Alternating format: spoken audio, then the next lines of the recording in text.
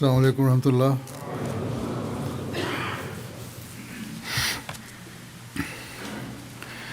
أشهد أن لا إله إلا الله وحده لا شريك له وأشهد أن محمدا عبده ورسوله أما بعد فأعوذ بالله من الشيطان الرجيم بسم الله الرحمن الرحيم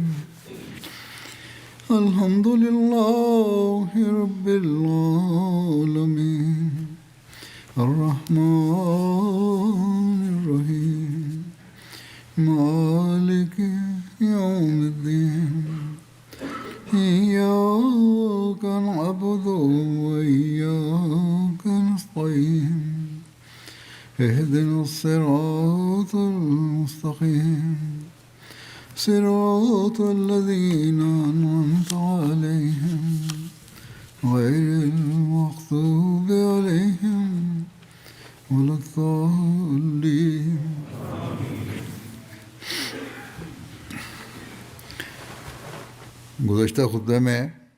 Në hutben e kaluar kam folur për shembullin e dashurisë së profetit Muhammed sallallahu alaihi wasallam ndaj Allahut të Madhërisëm.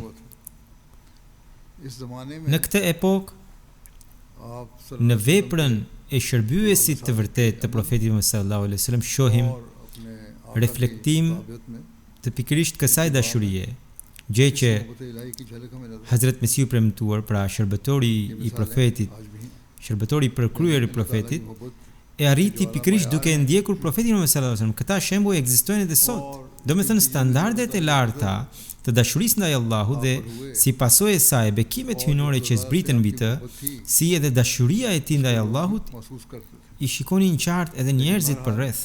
Megjithatë, para se t'ju tregoj ngjarje të ndryshme për këtë temë, do të përmend këtë dashuri me fjalët e vet Hazrat Mesiu të premtuar alayhis salam. Në një vend ai thot: unë nuk mund të shpjegoj se cili veprim imi ishte shkaku që më mundsoi këtë mirësi hyjnore.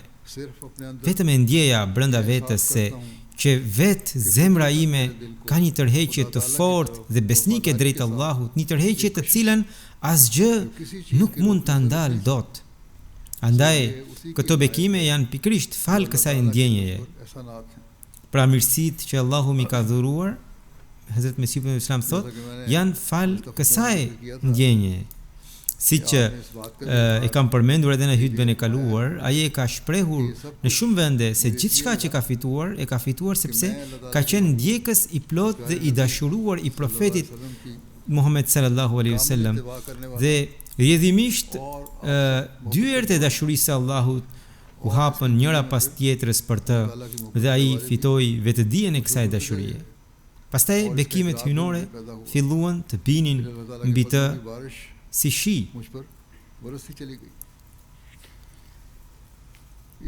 Duke përshkruar këtë gjendje të brendshme dhe jetën e tij, Hazrat Sheikh Yaqub Ali Sahab Irfani shkruan se Hazrat Mesiu premtuar alayhis salam ka shkruar: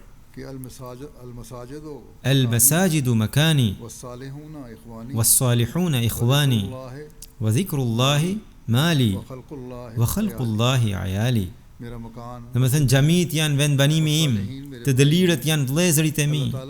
Përmendja e Allahut është pasuria ime dhe krijesat e Allahut, pra njerëzit, është familja ime. Pra kjo tregon që qartë se e gjithë jeta e tij rrotullohej vetëm rreth Allahut. Hazrat Mesiu premtuar alayhis salam diku tjetër thot: unë e dua çdo gjë vetëm për hir të Allahut. Qoftë bashortja, fëmijët apo miqt, lidhja ime me ta është vetëm për Allahun. Ky është ai mësim që Allahu ka dhënë dhe që profeti Muhammed sallallahu alaihi wasallam e urdhëroi, na urdhëroi ta përhapim. Në këtë epokë shpreha më e plotë e këtij mësimi shihet në veprat e Mesihut të premtuar alayhis salam përmes ndjekjes së tij të plot të profetit sallallahu alaihi wasallam. E diku tjetër Hazrat Mesihu premtuar alayhis salam thot: Të vërtetët qëndrojnë të palëkundur edhe në kohë provash, sepse ata e dinë se në fund Allahu do të jetë gjithmonë përkrahësi i tyre. Unë megjithse e falenderoj me shumë përullësi Allahun për miqtë e sinqert që kam, por jam edhe i bindur se nëse nuk më mbetet asnjë njeri dhe të gjithë largohen secili në rrugën e vet, duke më braktisur mua, edhe atëherë unë nuk do të kem asnjë frikë. Unë e di se Allahu i lartësuar është me mua. Nëse shtypem e dërmohem dhe bëhem më i pavlefshëm se sa një grimc pluhuri dhe nga çdo anë përballem me fyerje, sharje dhe mallkime, edhe atëherë përfundimisht unë do të triumfoj. Askush nuk më njeh përveç atij që është me mua. Unë kur nuk mund të humbas. Përpjekjet e armiqve janë të kota dhe planet e ziliqarëve s'vlen për asgjë. O të pamend e të verbër, cili nga të vërtetët para meje ka humbur që unë të humbas? Cilin besnik e ka shkatëruar Allahu me poshtërim që do të më shkatërrojë mua? Mbajini mend mirë dhe dëgjoni me vëmendje. Shpirti im nuk është i tillë që shkatërrohet, dhe në natyrën time nuk ka brum dështimi. Mua më është dhënë forcë dhe vërtetësi e tillë që edhe malet janë hiq përballë saj. Unë nuk mbështetem prej askujt, isha i vetëm dhe s'do të jem i pakënaqur nëse ngelem i vetëm. A do të më braktis Zoti? Kur? A do të më shkatërroj ai? Kur? Armiqt do të poshtrohen dhe ziliqarët do të turpërohen. Por Zoti në çdo fush robit të tij do t'i jap fitoren. Unë jam me të dhe ai është me mua dhe asgjë nuk mund të këpus lidhjen tonë. Betohem për nderin dhe madhështinë e tij, se në këtë botë dhe në botën tjetër nuk kam asgjë më të dashur se sa të shfaqet lartësia e fesë së tij, të shkëlqej madhështia e tij dhe ai të quhet gjithkund. Me bekimin e tij nuk friksohem nga asnjë sprovë, qoftë edhe jo një, por miliona sprova. Në fushën e sprovave dhe në pyllnajen e brengave mua më është dhënë forcë. Në persisht ai shprehet në një varg poetik: Men na anastum kiruze jang bini pushtemën, amanam kan dar mian khak wa khun bini sire. Domethënë, unë nuk jam ai që në ditën e betejës të më shohësh shpinën, por jam ai që do të më shohësh kokën mes pluhurit dhe gjakut. Kjo është gjendja e tij në dashurinë ndaj Allahut. Pastaj ai u drejtohet antarëve të xhamatit dhe vijon. Thot, nëse dikush nuk do të më ndjek, le të ndahet prej meje. Si e di unë se sa pyje dhe shkure me gjemba janë akoma që t'i kaloj ato? E mandej tha: A mund të friksohemi nga tërmetet në rrugën e Allahut të lartësuar?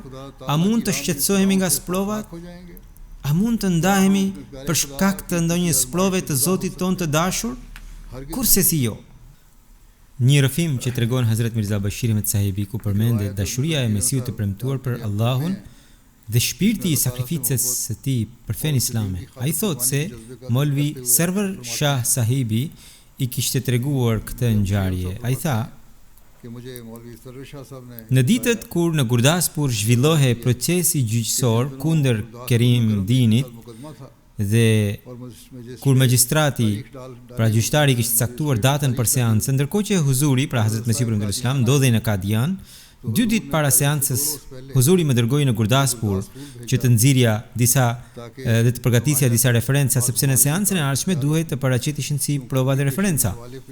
Me mua, huzuri dërgoi edhe Sheh Hamid Aliun dhe Abdurrahimin, kuzhinierin. Kur arritëm në shtëpinë në Gurdaspur, e thirrëm nga poshtë Dr. Muhammad Ismail Khan Sahibin, të ndjerin, që të zbriste dhe të hapte derën. Ai ndodhe në katin e sipërm, sapo na dëgjoi, ai filloi të qante me ngashërim dhe të bërtiste. Ne e thirrëm disa herë, por ai vazhdonte të qante.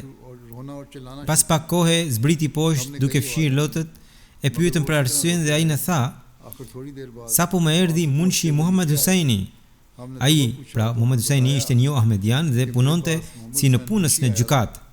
Molvi Sarwar Shah Sahibi thoshte që ky Munshi Muhammad Husaini ishte një kundërshtar i ashpër i xhamatit dhe ishte nga rrethi i Molvi Muhammad Hussein Betalviut, që ishte një kundërshtar i përbetuar i Mesihut premtuar Islam. Dhe Dr. Sahibi rrefeu se Munshi Muhammad Husaini i kishte thënë: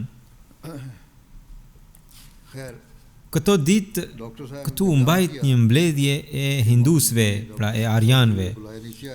Disa arjan i morën edhe miqt e tyre në këtë mbledhje. Edhe unë shkova me një mik timin arjan. Pasi përfundoi programi publik, organizatorët njoftuan që njerëzit e zakonshëm të largoheshin sepse kishin disa biseda private. Të gjithë u larguan, edhe unë po largohesha, por miku im arjan më tha: do dalim bashkë, ti ulu diku anash ose prit jashtë. Kështu ula më njanë. Pastaj, sipas tij, një nga arjanët u ngrit dhe duke e përmendur Mirza Ghulam Ahmed Sahibin me emër, i tha gjyqtarit, sepse gjyqtari ishte i pranishëm aty: ky njeri është armiku ynë i përbetuar dhe vrasi i udhëheqësit ton Lekram. Tani ai është në duart tuaja. Syt e gjithë kombit janë nga ju. Nëse e lini këtë pre të ik nga duart, do të jeni armik i kombit. Ai vazhdoi të fliste me tone nxitëse dhe provokuese. Magjistrati u përgjigj: edhe më parë kam menduar që po të mundem jo vetëm Mirzan, por edhe të gjithë shokët dhe dëshmitarët e tij në këtë çështje t'i çoj në ferr. Por ç'të të bëj?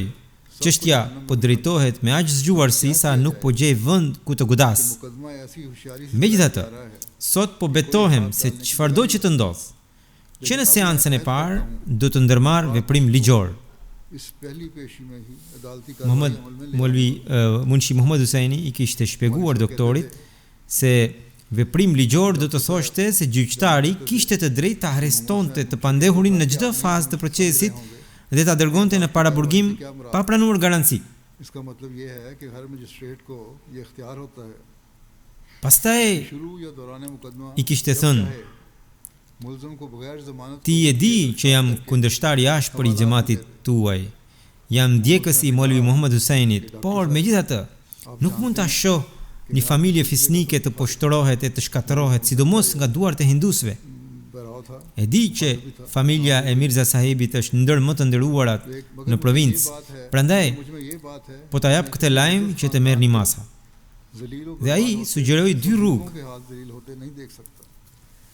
Të parën, të përpiqeshim ta transferonim çështjen në gjykatën e apelit, të cilën atje i thoshin Chief Court. Ose, të dytën thoshte, ose me çdo mënyrë Hazret Mesiu premtuar, pra thoshte për Mesiun premtuar Islam, Mirza Sahibi të mos paraqitej në seancën e ardhshme duke paraqitur një raport mjekësor. Kur doktori, pra rrëfimtari na e tregoi këtë ngjarje, edhe ne u tronditëm thellë. Vendosëm që menjëherë të dërgonim dikë në Kadian për ta informuar Hazret Sahibin, pra Mesiun e premtuar Islam. Ishte natë, kërkuam një karrocë ose një kal, por askush nuk pranoi. Edhe pse ofruam qira 4 fish, askush nuk guxoi.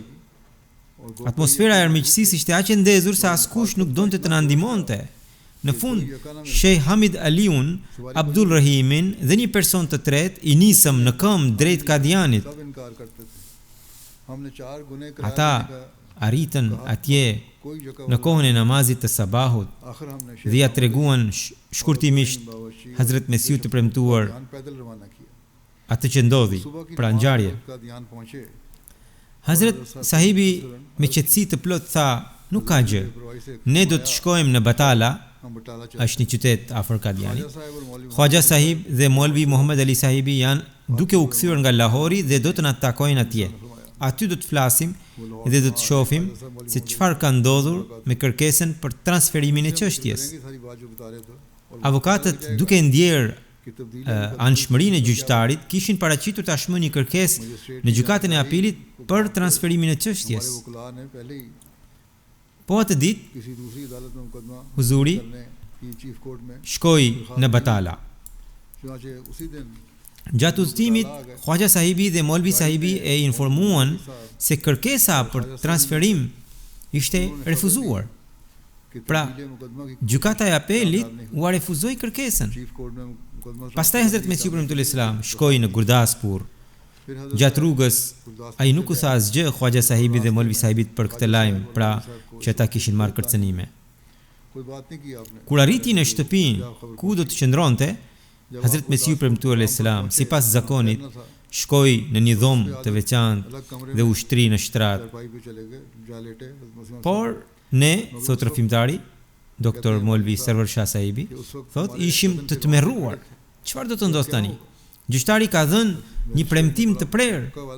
Pas pak huzuri më thirri, thot rrëfimtari. Kur hyra, ai ishte shtrirë me duart e kryqëzuara nën kokë, pastaj u kthye anash, mbështeti kokën mbi pëllëmb dhe më tha: "Ju thira që të dëgjoj gjithë ngjarjen, më trego se çfarë ndodhi." Në dhomë nuk kishte askush tjetër, vetëm Mia, përveç se vetëm Mia Shadi Khan që po qëndronte te dera. Unë ja tregova të gjithë ngjarjen. Mesiut premtull Islam se si e kishin gjetur doktor Ismail Khanin duke qarë dhe se si ku i fundit i kishte treguar rrëfimin e Munshi Muhammad Husainit. Hazrat Mesiu premtull Islam vetëm po e dëgjonte. Kur arrita te fjala pre, pra gjuhet ti ose pra gjyqtari kishte thënë se e ka në dorë tashmë pren, Hazrat Mesiu premtull Islam, që ishte i shtrirë, menjëherë u nda nga shtrati për të ulur. Syt i shkëlqenin, fytyra ju skuq dhe tha me zë të fuqishëm: "Unë që kam preja e ti? Unë nuk jam pre, unë jam luan, madje luani i Allahut. Le të guxoj të vër dorë mbi luanin e Allahut." Ai përsëriste disa herë fjalët me zë të lartë, luani i Allahut. E dëgjuan edhe njerëzit jashtë dhomës, por askush nuk guxoi të hynte brenda. Sytë e tij, që zakonisht qëndronin të ulur e të qetë, tani ishin hapur si sytë e një luani dhe shndrisnin si flak. Fytyra e tij ishte e skuqur saqë nuk guxoja ta shikoja. Pastaj Hazrat Mesiu premtull Islam tha: "Çfarë të bëj unë? Unë ja kam paraqitur Allahut këtë, pra këtë çështje, këtë problem. Dhe thash, për hir të fesë sate jam gati të vë hekur në duar dhe në këmbë. Pra unë nuk kam problem të më vën pranga apo zinxhir, por Zoti më thot: "Jo, unë do të të mbroj nga poshtërimi dhe do të të liroj duke të nderuar."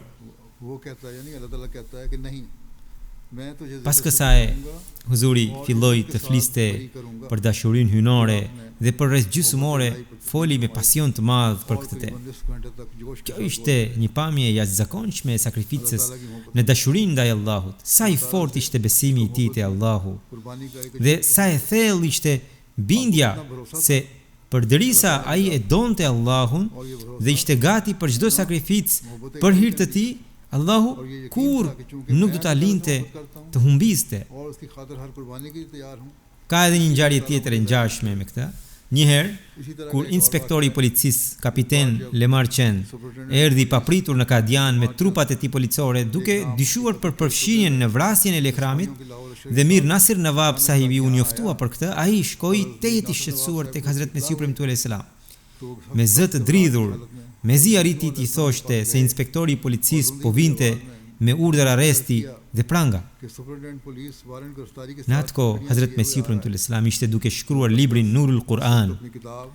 Ai ngriti kokën me qetësi dhe duke buzëqeshur tha: "Mir sahib, njerëzit veshin byzylyk prej argjendi e ari në rast gëzimi.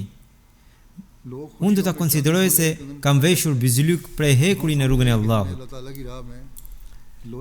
Pastaj, pas një qasti heshtjeje, shtoi: "Por kjo nuk do të ndodhë, sepse qeveria e Allahut ka urtësitë e veta. Allahu nuk i poshtron kështu kalifët dhe të dërguarit e tij." Dhe ashtu ndodhi. Ata nuk patën sukses. Një rrëfim tjetër vjen nga Molvi Abdul Karim sahibi nga Sialkoti. Ai tregon se një herë në Xhalender huzuri tha: Në kohë sprovash, unë shqetësohem për disa njerëz që janë të dobët brenda xhamatit.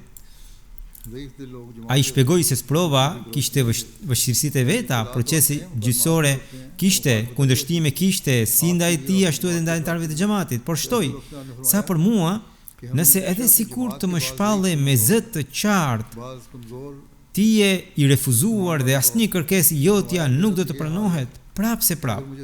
Pasha Zotin, nuk do të më paksoheshin as pak, as dashuria për Zotin, e as zelli im për t'i shërbyer fesë së tij. Edhe atëherë unë nuk do ta lija Zotin. Unë nuk do ta lija Zotin, sepse unë atë e kam parë tashmë. Pra, thot se bindja dhe mbështetja ime tek Allahu është kaq e madhe, saqë nuk do të shohësh tek unë as pak mangësi në dashurinë për Zotin çfarëdo që të ndodh. Nawab Mubaraka Begum Sahiba rafen një ngjarje dhe thot: dashuria ndaj Allahut të Madhërisëm, ndaj qenies më të dashur për të, rrithte në çdo grimc të shpirtit dhe të trupit të Mesihut premtuar selam. Shihet qartë në çdo fjalë dhe veprim të tij. Gjatë gjithë kohës. Ajo thot se e kishte dëgjuar duke u lutur Allahut me një zjarr të brendshëm, jo vetëm gjatë kohës së namazit, por edhe në gjendje të zakonshme, duke thirrur me mall: O Allahu im i dashur, o Allahu im i dashur, o Allahu im i dashur. Ajo shton, zëri i tij më johon ende në veshët e mi, dhe ende e shoh para syve rrjedhjen e lotëve të tij. Ajo përshkruan edhe një ngjarje për ta dëshmuar këtë. Pra, sedrën e tij për Allahun e Madhërisëm. Thot, huzuri ishte në dhomë dhe po përgatitej të dilte diku. Unë isha pranë tij. Në atë moment erdhi shërbyesja e gruas së xhaxhait ton, e cila ishte bërë Ahmedia, pra e cila ishte bërë Ahmediane dhe më vonë u varros në varrezën Beheshti Makbera. Ajo erdhi për të shprehur ngushëllime për vdekjen e xhaxhait Mirza Imam Din, duke menduar se e kishte fare fis. Sapo nga goja e saj doli shpreha në gjuhën Penjabe, pra tha, ishte robi mirë ai. Hazret Mesiu premtuar alayhis salam doli jashtë. Fytyra e tij u skuq fort. Ai e goditi tokën me shkop dhe tha: pse oje e mjerë po e lavdëron armikun e Allahut në shtëpinë time? Mirza Imam Dini, pra personi që kishte vdekur, ishte bërë ateist dhe përqeshte Allahun. Sedra për Allahun nuk e lejon të Hazret Mesiun e premtuar alayhis salam që në shtëpinë e tij të përmende një person i tillë me lavde.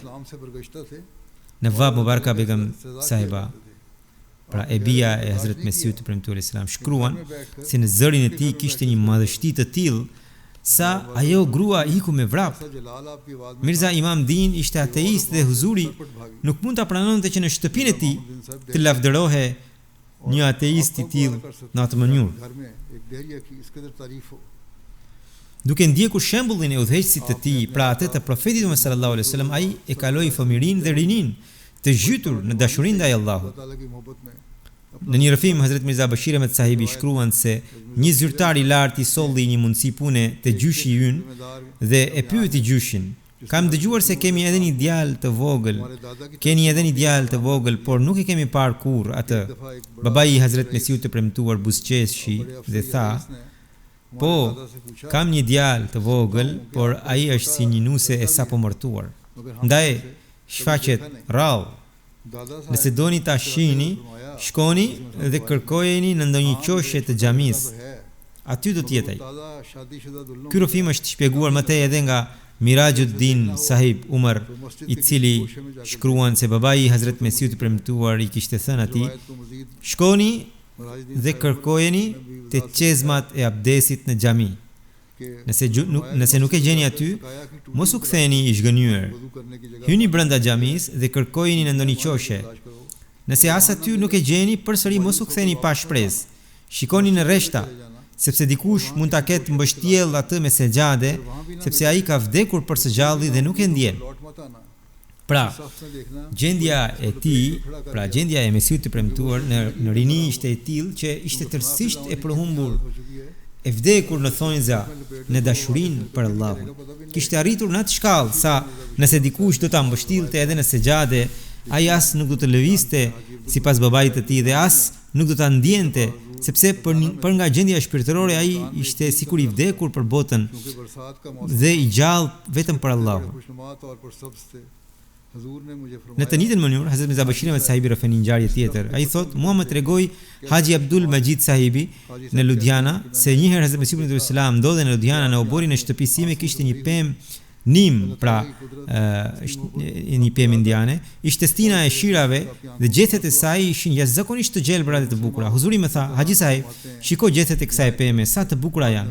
Haji Sahibi thotë se në atë çast kur e shikoi Huzurin, pa se sytë e tij ishin mbushur me lot.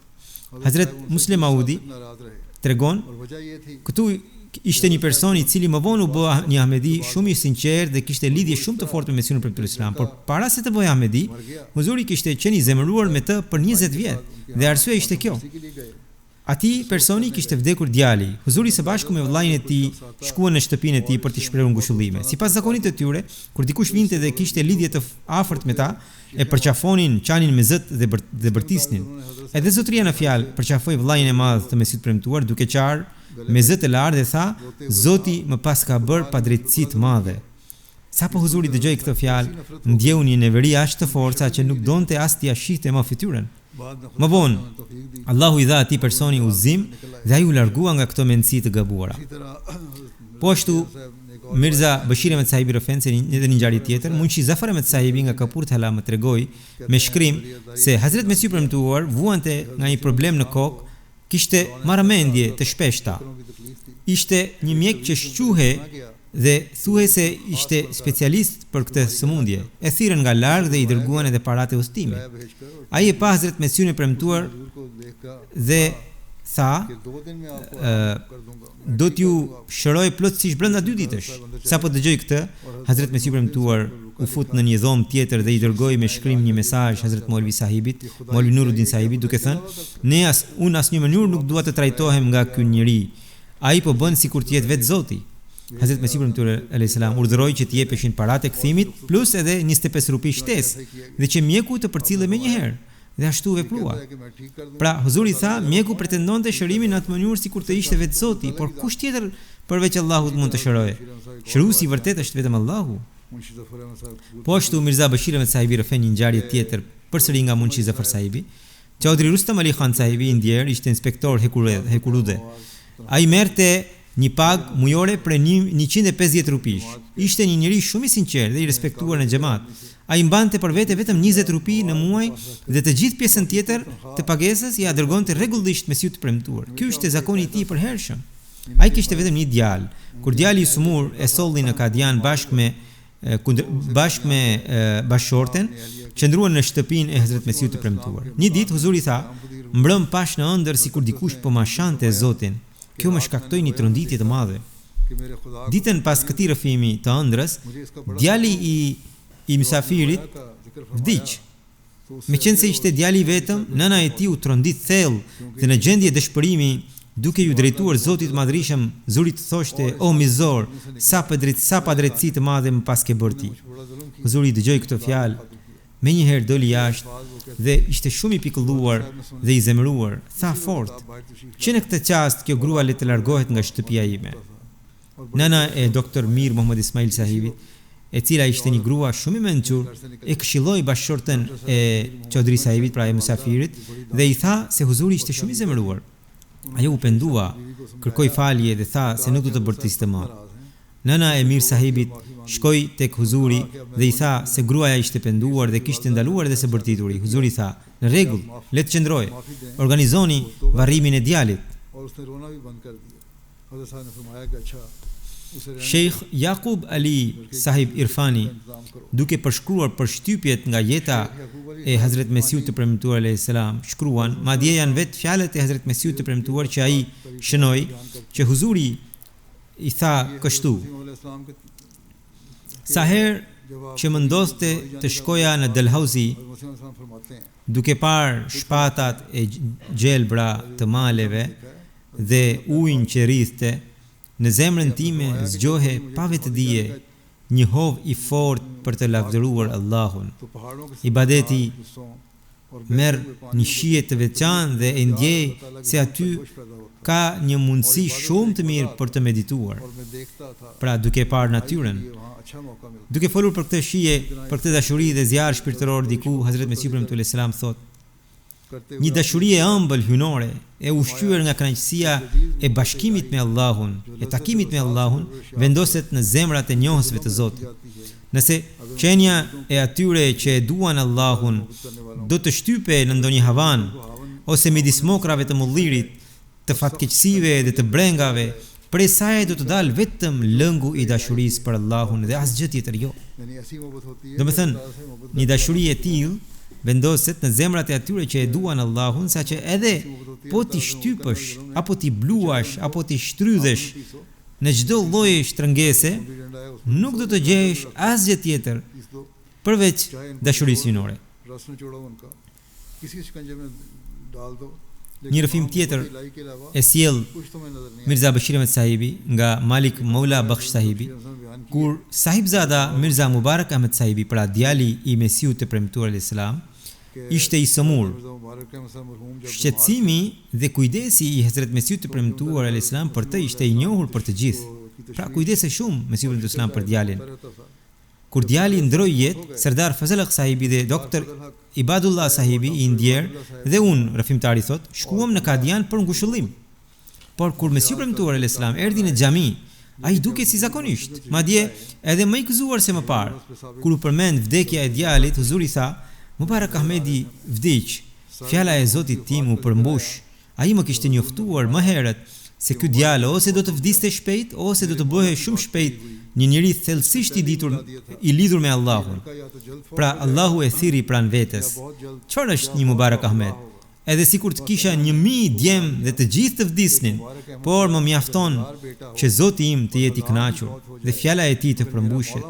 Kjo është gjithë lumturia ime, tha Mesihu premtuar selam. Rrëfimtari thotë: ne kishim shkuar për të shprehur dhimbje, por duke parë këtë situatë asnjëri prej nesh nuk pati guximin të shfaqte në një shenjë pikëllimi.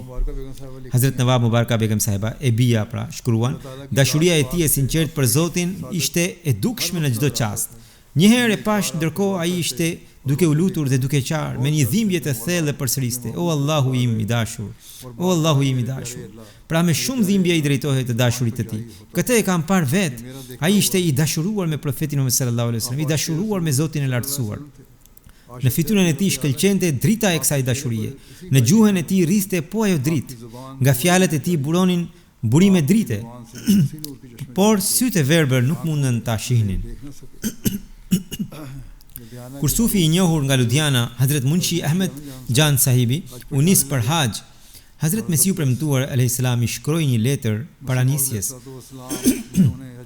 Në të ai i shkruan: unë modest dhe i kot, kam një kërkesë shumë modeste, me bekimin e Zotit, kur do të gëzoni vizitën e Qabes, shtëpisë së Allahut, në atë vend të lavdishëm e të bekuar, lutuni me zemër të prekur me këtë fjalë nga ana e një robi më të pavlerë prej robërve të Allahut si unë.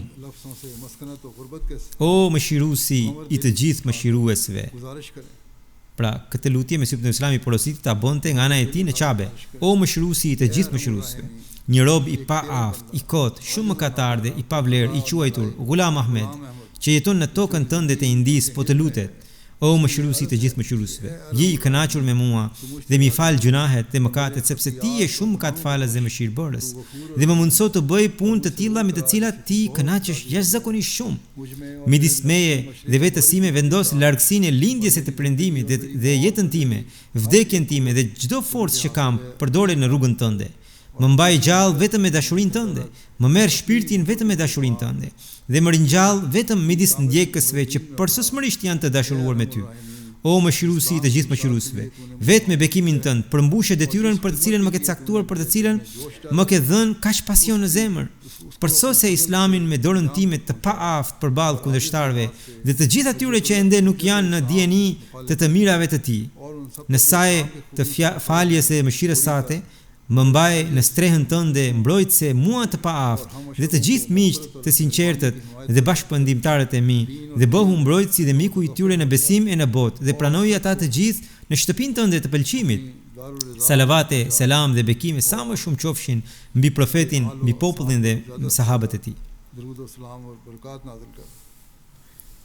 Ndoshta nuk e kam lexuar të gjithë lutjen, në një rresht mund të më ketë mbetur pa lexuar. Sidoqoftë, Hazrat Munshi sahibi, sipas udhëzimit të Hazrat Mesiut të premtuar, lexoi këtë lutje së bashku me grupin e tij gjatë haxhit të madh në Qabe dhe në Arafat. Ne shohim qartë se si çdo fjalë e kësaj lutje është ngjyrosur me dashurinë hyjnore, si shpërfaqet dashuria ndaj Allahut të vetëm dhe se si dashuria e tij për Zotin buron nga çdo fije e fjalëve të tij.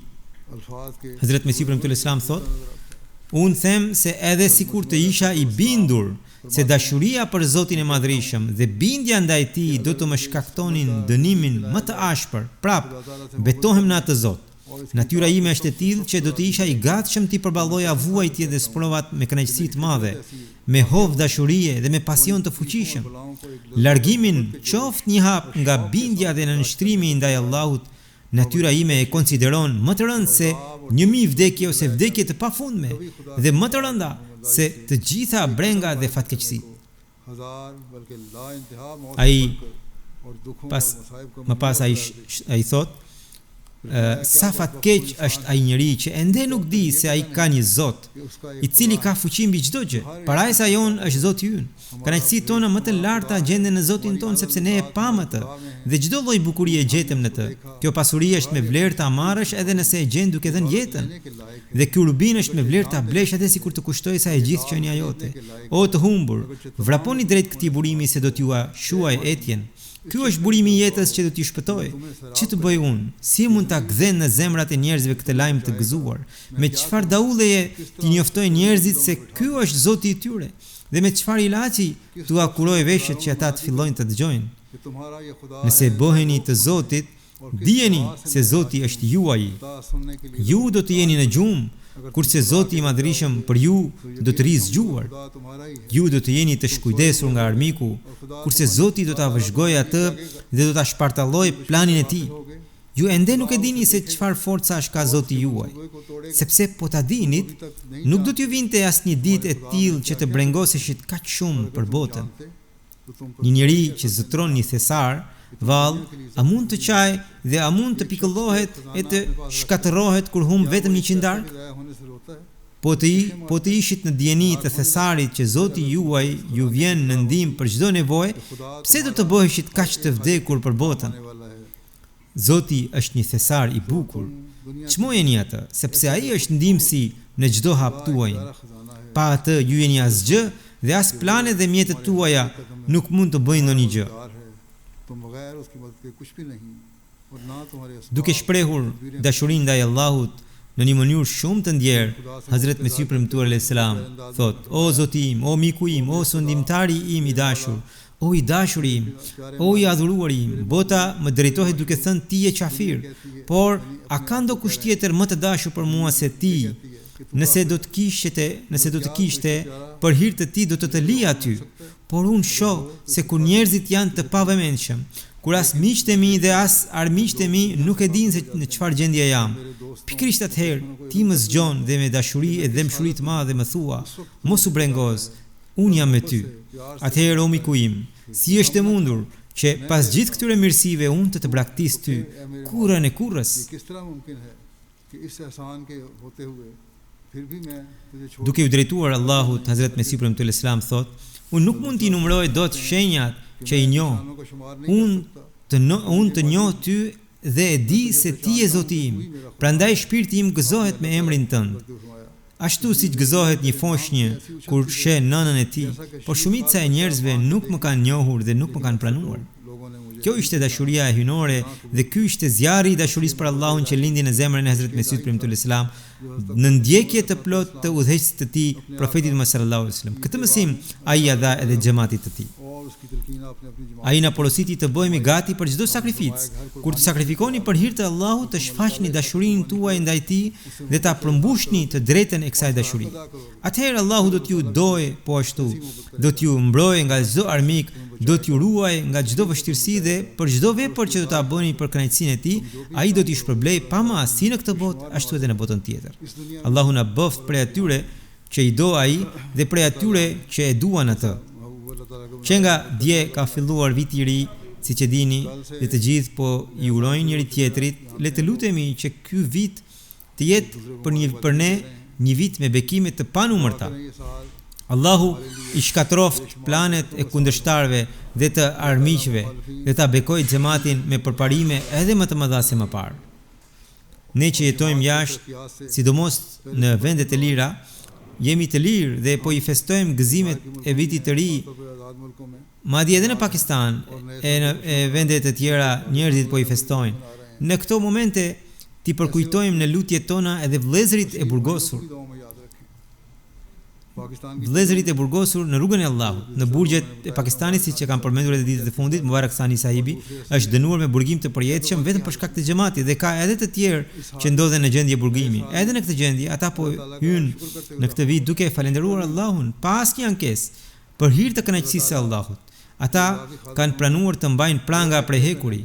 Allahu u krijoft sa më shpejt kushtet për lirimin. Allahu na dhënë neve si edhe këtyre të burgosurve dhe të gjithë ahmedive që janë në vështirësi, një njohje edhe më të thellë të dashurisë së Allahut se më parë. Le të mos paksohet dashuria jonë për Allahun për shkak të vështirësive, por përkundrazi të shtohet edhe më shumë. Lutuni edhe për të shtypurit që Allahu t'i shpëtojë të gjithë të shtypurit kudo në botë, nga kthetrat e shtypësve dhe të vendos paqe në botë. Pas namazit do të fal edhe gjenazën mungesë, gjenazë ghaib. Sot ka 3 gjenaze në mungesë. Të parën do ta përmendja Rehana Basma sahiben, bashortja e Sejed Ahmed Nasir sahibit, e cila u nda nga jeta ditët e fundit në moshën 90 vjeçare, inna lillahi wa inna ilaihi rajiun. Me bekimin e Allahut ajo kishte bërë dhe vasijat. Ajo ishte stër mbesa e Hazret Mesiut të premtuar, mbesa e Hazret Mirza Sultan Ahmedit dhe vajza e Hazret Mirza Aziz Ahmedit, dhe njëkohësisht edhe mbesa e Hazret Mir Ishaq sahibit. Pas martesës ajo u shpërngul në Afrikën lindore bashkë me bashortin dhe jetuan në Kenya. Edhe atje ajo shërbeu në punët e lajnas, pra të organizatës së grave të xhamatit, dhe vazhdoi të kontribuonte në nivel organizativ.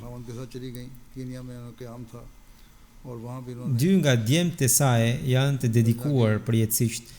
Sejed Tahir Ahmed është zëvendës nazire i Shahat në Anjuman Ahmadiyya Rabwa, ndërsa Sejed Muzaffar Ahmed është gjithashtu i dedikuar dhe shërben në Nazaret Jaidad. Ajo ka edhe 3 fëmijë të tjerë, njëri është Anis Ahmed, bashorti i sultanas, vajzës Dr. Mirza Sultan Ahmedit, po ashtu Farhana, bashortja e Mirza Kalim Ahmed sahibit, që pra është nusja e sahibzada Mirza Wasim Ahmed sahibit. Djali i saj, Sejed Tahir Ahmedi, tregon se ajo kishte një dashuri dhe lidhje shumë të fortë me Kuranin e shenjtë dhe lexonte rregullisht dhe shpesh.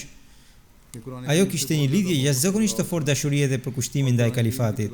Këto cilësi i kanë përmendur të gjithë fëmijët e saj dhe të njëjtën edukat ajo ua përcolli edhe fëmijëve. Djali i saj, Anis Ahmed, shkruan se ajo merrte pjesë patjetër në gëzimet dhe hidhurimet e të gjithëve. Ajo na këshillonte veçanërisht për dhënien e çandas dhe na pyeste gjithmonë nëse e kishim kontribuar apo jo financiarisht. Po ashtu na tërhiqte vëmendjen për agjërimet vullnetare. Vajza e saj, Farhana Fauzia, thotë se që nga familja e ka parë nënën e saj të rregullt në faljen e tahajjudit në namaz nate, pra ajo ishte përpikt në namaz dhe i këshillonte edhe fëmijët që t'i falnin namazet në kohë. Për shkak të leximit të vazhdueshëm të Kuranit të shenjtë, ajo kishte mësuar përmendsh edhe sure të gjata. Ajo na këshillonte që ta lexonim shpesh Kuranin e shenjtë me zë të lartë. Për shkak të leximit të shpeshtë dhe studimit të thellë të tij, kishte arritur një nivel të tillë që edhe nëse ne e lexonim dhe bënim ndonjë gabim në recitim, ajo e dallonte nga larg gabimin sapo e dëgjonte. Ajo ishte jashtëzakonisht mikpritse. Në të kaluarën nuk kishte lehtësi si sot. Ndonjëherë, sidomos në dimër, nuk kishte ujë të ngrohtë nga gizeri apo bojleri dhe duhej ngrohur me dorë, pra në dru ose në sobë. Megjithatë, ajo çohej herët në mëngjes dhe përgatiste ujë të ngrohtë për mysafirët që të merrin abdes. Kur Hazret Kalifi IV, bashkë me bashortin e të ndjerës, Sayyid Ahmedin, I cili ishte djali I Hazrat Mir, Dr.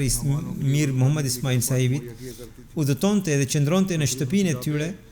Ai vetë ka përmendur, pra kalifi I 4 vetë ka përmendur se ajo I përgatiste ujë të ngrohtë për abdes herët në mëngjes.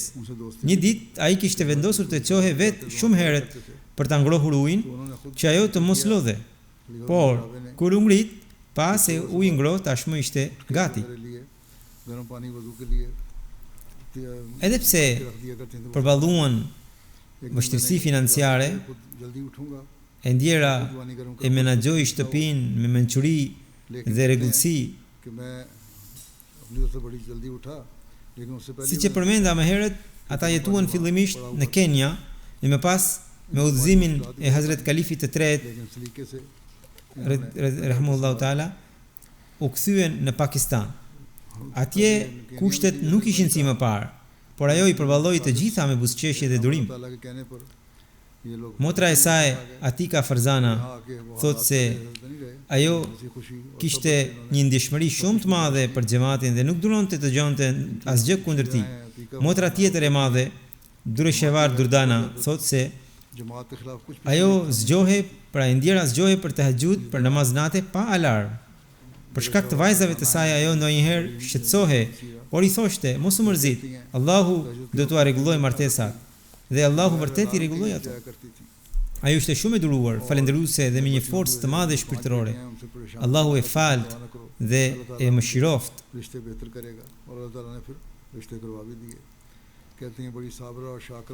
Përmendja e radhës është për të ndjerën Ifat Halim, ish presidente kombëtare e Lajna Imaila në Liberi.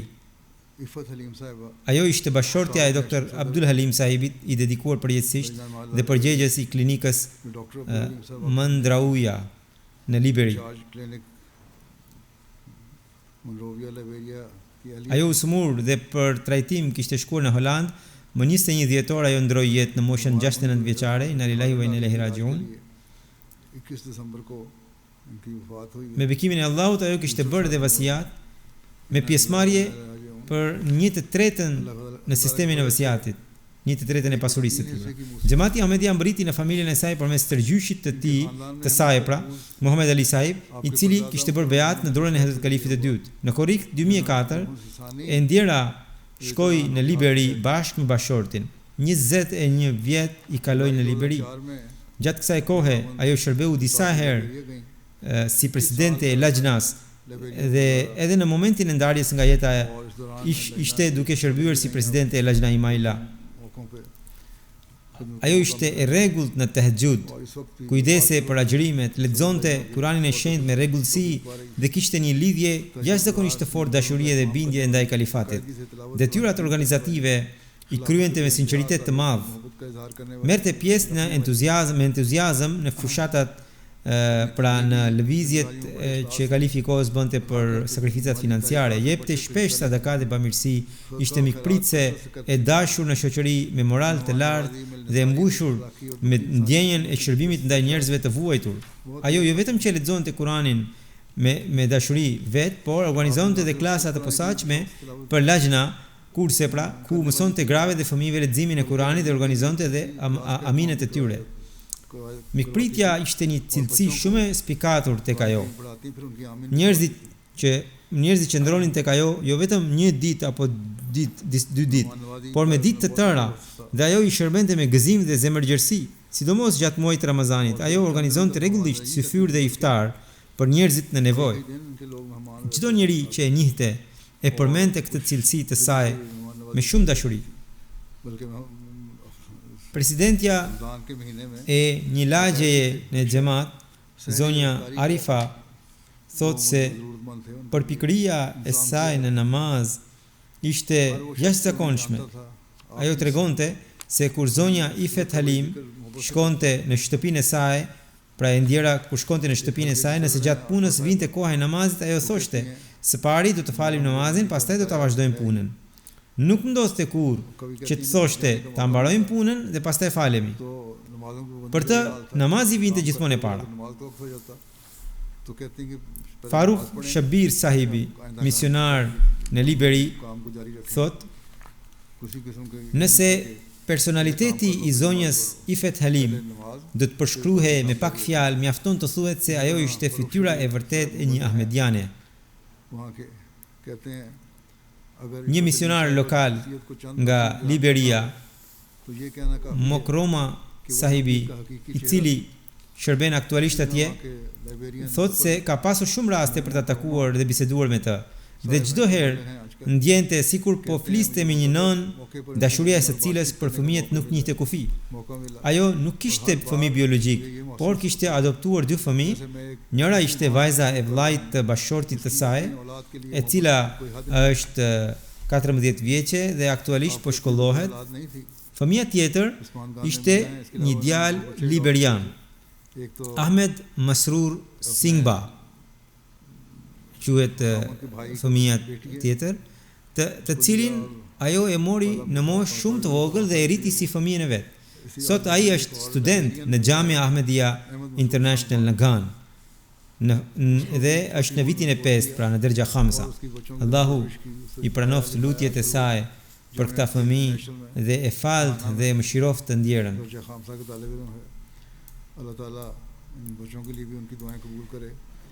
Përmendja e tretë është për të ndjerin Abdul Alim al-Barbari Sahibi nga Egjipti, i cili ndroi jetë ditët e fundit në moshën 64 vjeçari, inna lillahi wa inna ilaihi rajiun. I ndjeri ishte një ahmedian i devotshëm, i sinqert dhe flijues për xhamatin. Bashortja dhe vajza e tij, me bekimin e Allahut, janë gjithashtu ahmedi. Bashortja e tij shkruan se dashuria e të ndjerit për Allahun ishte aq e thellë sa duke sikur ai ishte krijuar vetëm për ta përmendur Allahun. Ai ishte një njeri me moral shumë të lartë dhe kur nuk fliste keq për askënd. Ajo thot se gjatë 31 viteve martesë, ai kur nuk i shkaktoi asnjë dhimbje, por ishte një bashkëshort shembullor dhe i drejtë. Ai dhe vajza e tij pranuan xhamatin në vitin 2008, pasi kishin parë kanalin MTA Al-Arabia, pra MTA Al-Arabia.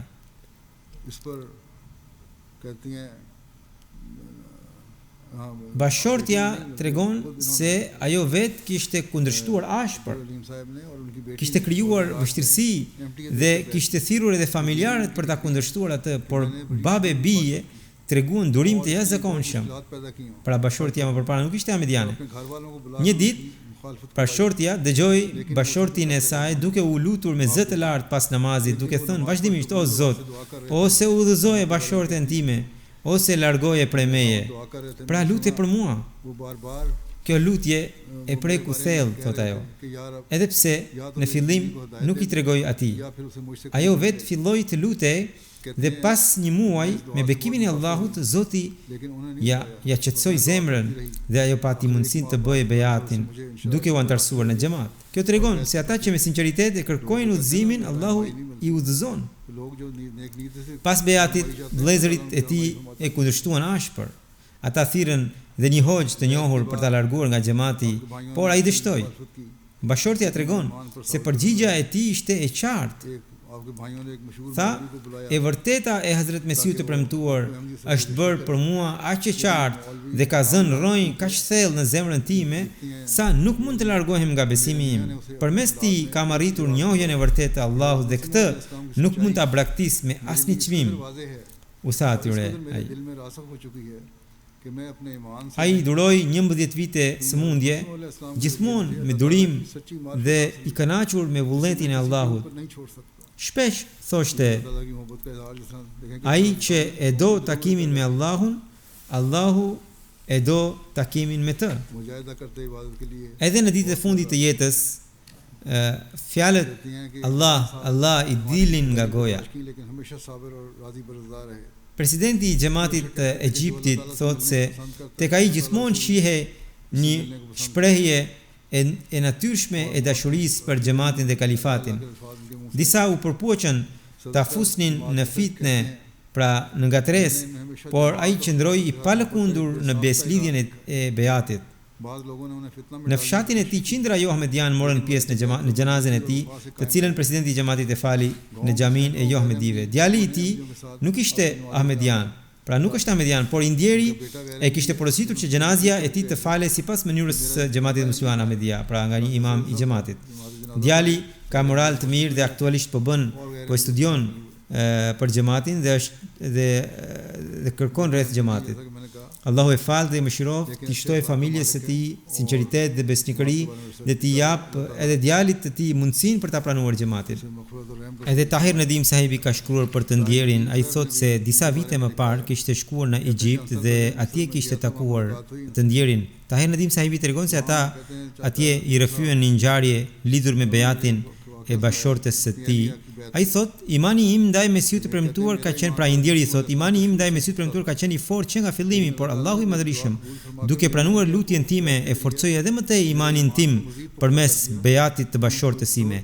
Askush nuk mund ta imagjinonte që ajo grua, e cila ishte shndruar në një kundërshtare e fortë e imja, sot do të bëhe që sot shkon bashkë me mua në çdo mbledhje të xhamatit dhe me gëzim të plot të zemrës merr pjesë në punë të xhamatit, pastrim, gatim, në çdo detyrë tjetër që kryen gratë në kuadër të lexhnas e bën ajo. Allahu i Madhërisëm u shtoft fëmijëve, vajzës dhe bashkëshortes sinqeritet dhe besnikëri. Djalin e mundsoft të pranojë xhamatin. Allahu i Madhërisëm e fal dhe mëshiroft të ndjerin.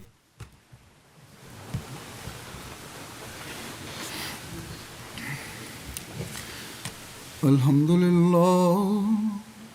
لله نحمده ونستعينه ونستغفره ونؤمن به ونتوكل عليه ونعوذ بالله من شرور أنفسنا ومن سيئات أعمالنا من يهده الله فلا مضل له ومن يضلل فلا هادي له ونشهد أن لا إله إلا الله ونشهد أن محمدا عبده ورسوله عباد الله رحمكم الله إن الله يأمر بالعدل والإحسان وإيتاء ذي القربى وينهى عن الفحشاء والمنكر والبغي